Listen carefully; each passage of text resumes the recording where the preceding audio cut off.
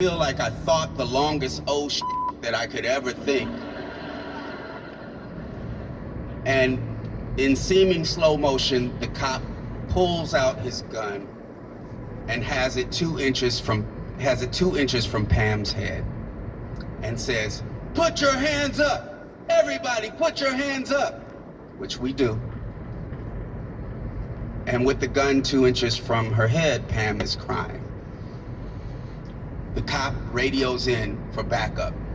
And in what seems like seconds, 4 or 5 Jeeps full of MPs come and they jump out of the cars, saying, "Hut, hut, hut, hut," forming a semicircle, holding big machine guns.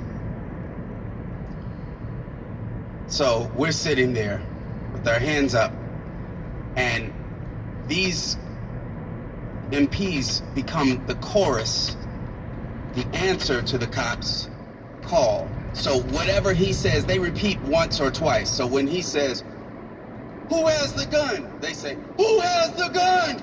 Who has the gun?"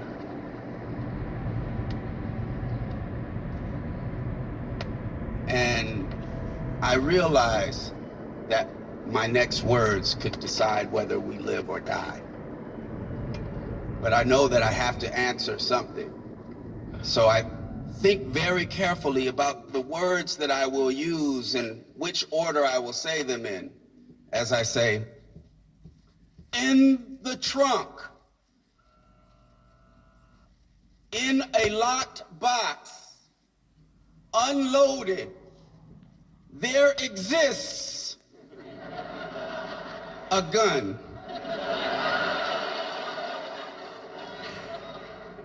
It is registered to my name."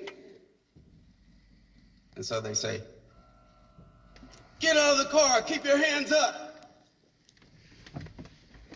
It's kind of hard to get out of a car with your hands up.